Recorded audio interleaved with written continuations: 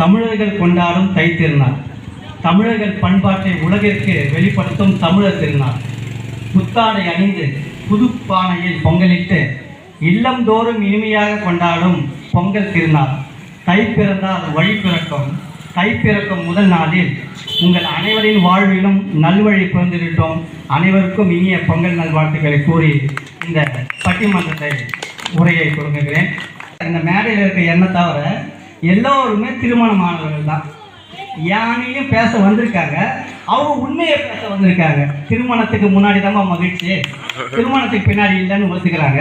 ஆனால் எதிரான அண்ணன் இந்தியன் அண்ணன் தலைவர்ன்றதுனால என்ன தெரியல, அவங்க கொஞ்சம் இல்லை மறுக்கணும், ஏன்னா மறுத்து பேசணும் அப்படின்றதுனால பேசுகிறாங்களே எனக்கு தெரியல. முதல்ல இந்த வாய்ப்பை கொடுத்த அண்ணன் இந்தியன் அண்ணன் அவர்களுக்கும் மற்றும் நடுவராக பங்கேற்று எங்களை வழிநடத்தியிருக்கும் நடுவர் கவிஞர் தோழர் யாழநாதி அவர்களுக்கும் எங்கள் அணியினருக்கும் இந்த நிகழ்ச்சியை கண்டுகளித்திருக்கும் இந்த ஐத்தம்பட்டு ஊர் மக்கள் அனைவருக்கும் எனது மனமார்ந்த நன்றியும் வாழ்த்துக்களையும் தெரிவித்துக் கொள்கிறேன். தலைப்பு மகிழ்ச்சியான வாழ்க்கை திருமணத்துக்கு முன்பா திருமணத்துக்கு பின்பா. ஒரே வார்த்தையில் சொல்லணும்னா, நீங்கள் எல்லாருமே திருமணமானவங்க, வீட்டில் அனுமதி வாங்கிட்டு தான் வந்துருக்கீங்க. எல்லாருமே நிகழ்ச்சிக்கு போகிறேங்க, நான் மட்டும்தான் தகவல் கொடுத்துட்டு வந்திருக்கேன். ஏன்னா எனக்கு திருமணம் ஆகுது. நீங்கள் அனுமதி வாங்கிட்டு தான் எங்கே வரணும். திருமணத்துக்கு முன்னாடி காதலிக்கிறப்பவும் சரி, இல்லை கல்லூரி படிக்கிறப்பவும் சரி, நீங்கள் எந்த ஒரு பெண்களுடைய பேச்சும் பார்த்தீங்கன்னா அவங்க கணவன மனைவி ஆவாதத்துக்கு மாதிரி நல்லா இருக்கும். ஆனால் கணவன மனைவி ஆகிட்டா அவங்களுடைய பேச்சு வேற மாதிரி இருக்கும். அது அந்த திருமணத்துக்கு முன்னாடி எப்படி பேசுகிறாங்கன்றத பார்க்குறப்போ, திருமணத்துக்கு முன்னாடி எல்லா பெண்களுமே ஆண்கள்கிட்ட பேசுறது பார்த்தோன்னா ரொம்ப இனிக்க பேசுவாங்க, ரொம்ப சந்தோஷமாக இருக்கும். அது வேதனை கூட அவங்க வெளிப்படுத்தும் விதம் இனிமையாக இருக்கும். ஆனால் திருமணம் ஆயிடுச்சு, பேபின்னு கூப்பிடுவாங்க, எல்லாமே டார்லிங்னு கூப்பிடலாம். அது தாண்டி அந்த பொண்ணும் அவனை பேபின்னு கூப்பிடுவான், அவனும் அந்த பொண்ணை பேபின்னு கூப்பிடுவான். ரெண்டு பேரும் பேபி ஒருத்தர் பெற்றுட்டா மகிழ்ச்சி என்பது திருமணத்துக்கு பின் மின்னல் வெளிச்சம் மாதிரி அப்பப்போ போவோம். அந்த அப்பப்போ வர மின்னல் வெளிச்சத்தை பார்த்துட்டு இவ்வளவு சந்தோஷமா பேசுறாங்கன்னா, இளமையில நாங்க ஜன்னல் தந்து வச்சு மின்னலை பார்த்துருக்காம ஜன்னலே வெளிச்சம் பார்த்துருங்க, நாங்க எவ்வளவு மகிழ்ச்சியா இருப்போம். அப்போ மின்னல் வெளிச்சத்துல வாழ்ந்துருக்கிறீங்க அப்படின்றத மட்டும் சொல்றோம். அப்பப்போ மகிழ்ச்சின்றது கூட திருமணத்துல பந்தந்த ஒண்ணுமே இல்லைங்க. மகிழ்ச்சியா இருந்து அதுக்கு அடுத்து நீங்க ஸ்டேஜுக்கு போறீங்க பாருங்க, அதுதான் அந்த மகிழ்ச்சியோட அளவுகோல் அப்படின்றது. எதிரணியில் இருக்கிற எல்லாருமே சாதனை தான். ஏன்னா திருமணம் என்ற மிகப்பெரிய சாதனையை நினைக்கிறாங்க. ஆனால் அந்த சாதனையில வேதனை தான். ஏன்னா மகிழ்ச்சி என்பது எல்லையற்றது. திருமணத்துக்கு பின் இருக்கிற மகிழ்ச்சி எல்லைக்குட்பட்டது. உதாரணமா இரவுல நிலவை பார்க்கலாம், ரசிக்கலாம். பகல நிலவை பார்த்து ரசிக்க முடியுமா?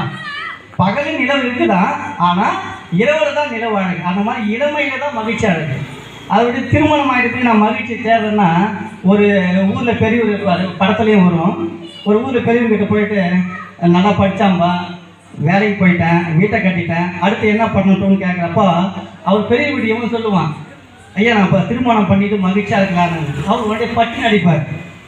படித்தவன்ற அறிவில் கல்யாணமும் பண்ணிக்கணும், திருமணம் மகிழ்ச்சியாக இருக்கணும். ஏன்னா ஒன்று மட்டும் பண்ணு, மகிழ்ச்சியாக திருமணமா, சரி திருமணமே பண்ணிக்கிறேன். ஏன்னா மகிழ்ச்சி ஒரு அளவு தான்.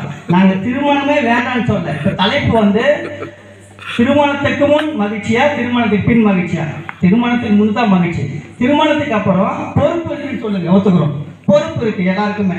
பொறுப்பை வச்சுட்டு பொறுப்புக்கும் மகிழ்ச்சிக்கும் வித்தியாசம் இல்லாமல் தெரியாம நம்ம பேசிட்டு இருக்கோம். மன நிறைவுக்கும் மகிழ்ச்சிக்கும் வித்தியாசம் தெரியாம பேசுறோம். மகிழ்ச்சின்றது இளமையில தான் வரும், இருக்கிறதா இயற்கையாக தான் வரும்.